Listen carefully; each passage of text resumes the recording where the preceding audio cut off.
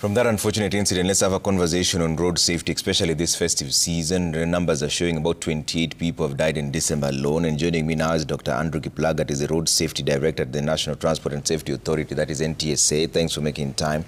So, Dr. what do we keep getting wrong when it comes to road safety? So, thank you very much, Trevor, for having me here and giving us an opportunity to engage on this subject. And maybe the best place to start is to pass our condolences to the many Kenyans who have lost their lives through these road crashes, and many more who are injured. And we wish them very quick recovery, even as we try our best to ensure that we keep our road safety safe. Now, I wouldn't call it what we are getting wrong, because like we've discussed here before, that we look at road safety as a system, using a systems approach with different dimensions. What we are doing and what we are focusing is some parts, but it needs all these 5 areas to be, dealt with at the same or concurrently. And you know that we are all over the country now, together with the National Police Service, doing compliance enforcement to see that the vehicles, the motorists, are complying with rules.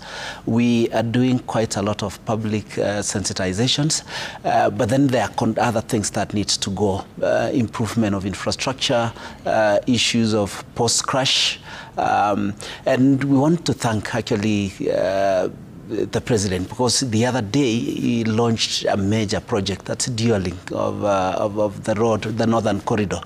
And the reason why we really feel that will have a great impact on road safety is that if you look at about 3 or actually almost 4 recent crashes, you note that they are head-on collisions. So they're head-on because we share the road, traffic going one direction and the other one's coming the other direction.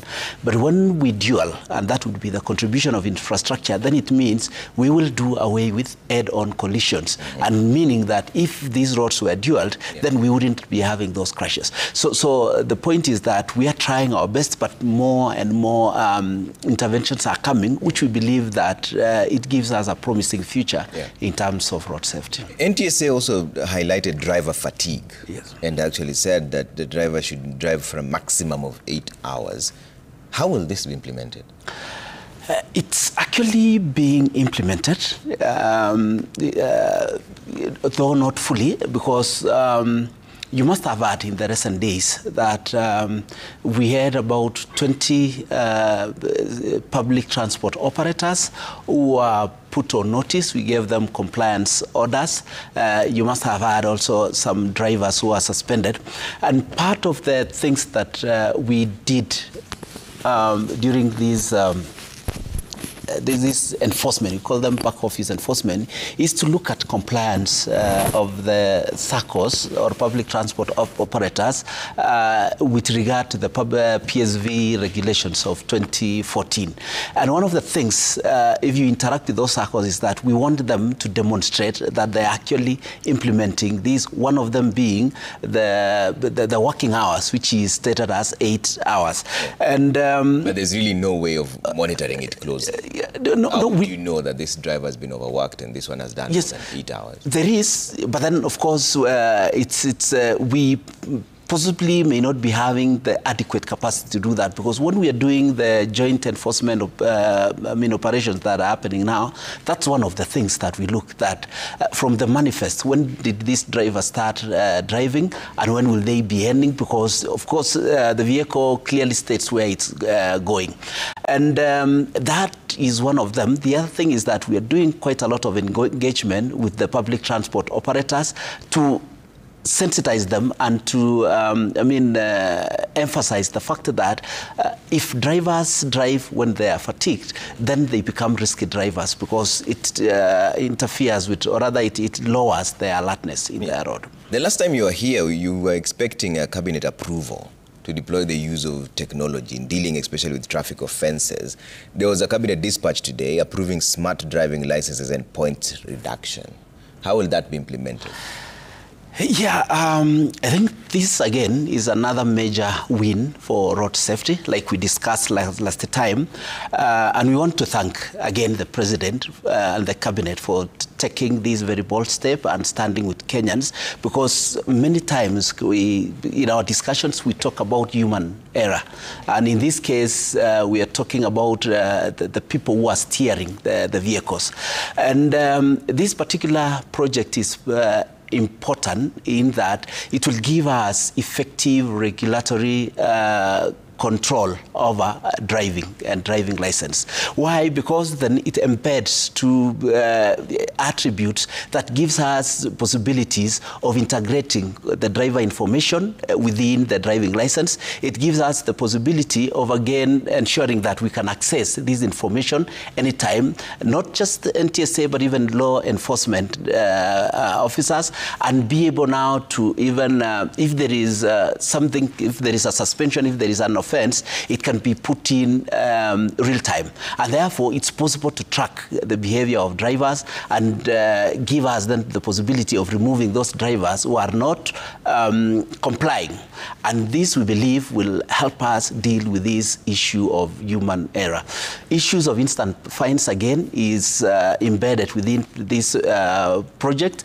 And, you know, in the recent days, even including today, there are discussions when you had the Chief Justice, the chair of NCAJ, talk about mobile courts that would give or shorten the time of giving justice. Because justice, again, delayed is justice denied. So with this particular project, it will have that instant fines, meaning that if you violate, then you are fined instantly. And we believe that will have great impact on road safety. Yeah. And what about the cameras as well? Is this part of this is part of that. It is embedded within this, and this again is a major win for road safety, because then it means we will be able to be present everywhere in terms of enforcement, using smart enforcement or digital enforcement. And this will again address many challenges that we've had, issues of integrity or corruption in the enforcement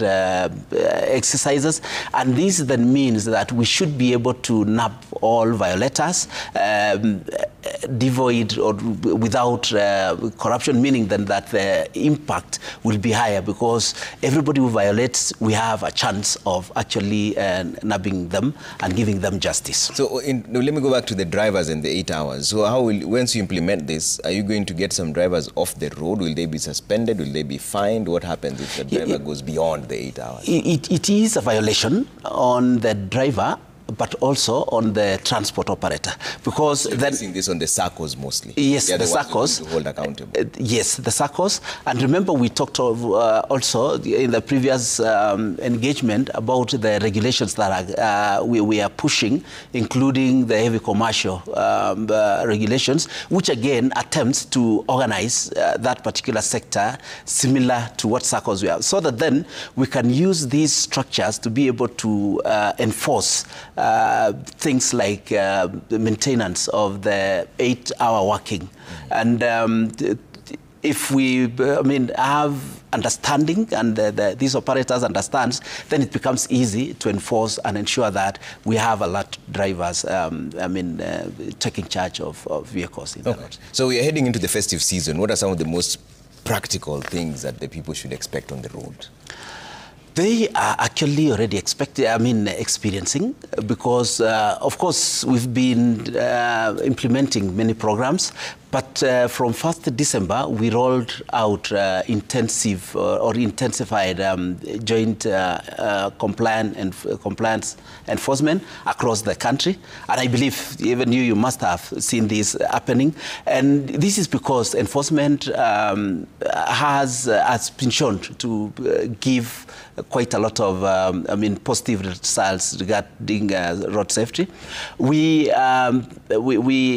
I've done stakeholder engagement, whereby we called different stakeholders, reminding them of their responsibilities. Like we were talking here about SACCOs and the roles they play, truckers and the role they play, speed limiters and the role they play, so that then once they implement or once they play their roles, then we increase the chance of having compliant motorists on the roads. So it's multi-pronged approaches. We've talked about the mobile courts, which is being implemented by the judiciary, the police, together with NTSA and other stakeholders, as one of the strategies, again, practical strategies that we believe will yield results in ensuring that we minimize as much as possible road crashes in our roads. All right, Dr. Thank you so much. Dr. Andrew Kiplagat, the Road Safety Director at NTSA, thank you for making time. That's why I leave it for now. We're taking another quick break here on the Band Report. We're back with much more in just a short while.